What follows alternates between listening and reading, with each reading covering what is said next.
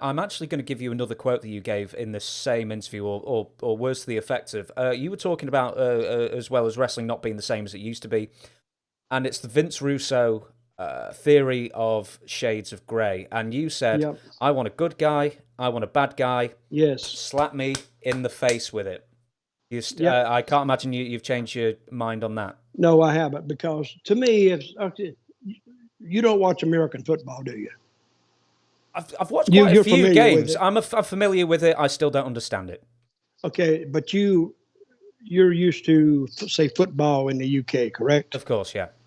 Okay, who's your favorite team? Well, I suppose Manchester United because I'm here, but let's say And who? Manchester United. Okay, and what team do you just hate?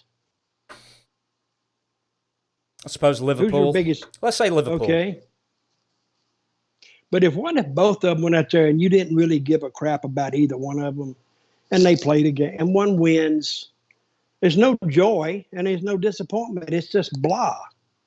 You know what I mean? So if you take the 50-50, and you've heard this, the 50-50 booking formula, if it's 50-50, no matter who loses, you're going to piss half your crowd off.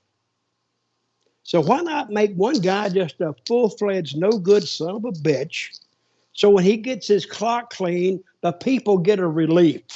They get a rush. That third guy won. I hate that 50-50 booking. I don't give a shit if they're the greatest wrestlers in the world. If you want the greatest wrestlers in the world, go watch MMA, I guess. Go watch amateur wrestling. But don't take it to pro wrestling. Give me a show. Give me something I'm going to remember. But within limits, of course. I don't want cussing and any kind of sexual moves in it. But you can do that without having that. But I don't like the 50-50, that formula at booking, because to me, I think it's counterproductive to itself.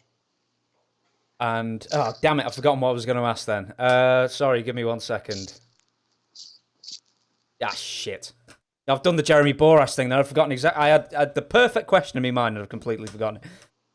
Yeah, I'll tell you what. Well, maybe if you hadn't drank that whole refrigerator full of Look, wine. I've only got I see. this through. I've only got that through, ladies and gentlemen. Okay, I see. That's good. Yeah, I mean, I am a lightweight, but Yeah, we'll get there. We'll get there. who do you think originated the 50-50 booking philosophy then?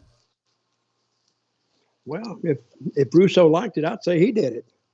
There's nothing wrong with it on a limited scale. Say a 50-50 booking, the one I remember, and a lot of people around Memphis remember this, is Lawler and me in 1982. That was right before Andy Kaufman came in, and right before Lawler made the Letterman show and all this. But I was a good guy, and Lawler was a good guy, but he got hurt. He hurt his leg or something, and he couldn't work for a couple of weeks. In the meantime, I won the Universal title. I guess that's the name of it. I forgot now. So I'm doing that interview, and Jerry Jarrett told me, and he was the booker. He said, go out there and say there's a lot of people that are interested in challenging you for this title, and mention Terry Funk and Dory Funk and Bachwinkle and this guy and that guy and Austin Idol.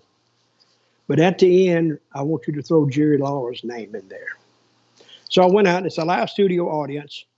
And so I went out and I said, I've had a lot of, requests that I put the title up against, and I named them Funks and Austin Idol and all of them. And I said, I'll tell you, a strange one I got was Jerry Lawler. Right then, you could hear the audience go, because now that's the first time it had dawned on them that, hey, I might go against Lawler, or Lawler might challenge me. So, and we did this without an angle, without anything. We just talked our way to it. And I did an interview, and Lawler did an interview. And I told Lawler, I said, hey, if I get a chance to knock your lights out, I'm going to do it. So be prepared. Because I knew I was going to punch him. He was going to punch me. But I was going to punch him first.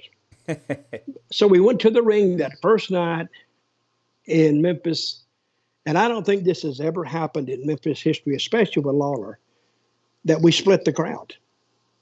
When they announced my name, or say Lawler's name, he had a a sizable number of people that were supporting him. And when they announced me, I think it surprised both me and Lawler because my pop was not as big as his, but it was close. And I think that surprised us. So we went in and we had the match, and he actually beat me. And then we took our time about getting to the second, because I remember how we topped it off was he beat me, and then Jimmy Hart and his army came in and they were beating the crap against Lawler. Because I'm there selling something, I forgot what it was, and I got up.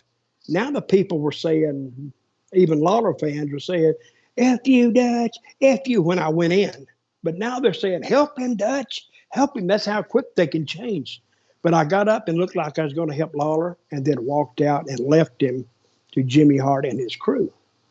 So when he was bitching about it Saturday on the live TV, I just went out and logically said, hey, why should I help you? You made those enemies. I didn't. I stay out of things I'm not involved in.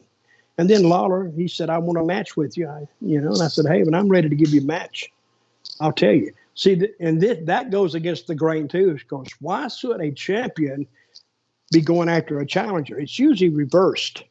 It's usually the challenger saying, I want a match with the champion. And then I think in 2 more weeks, we booked it. We sold out again.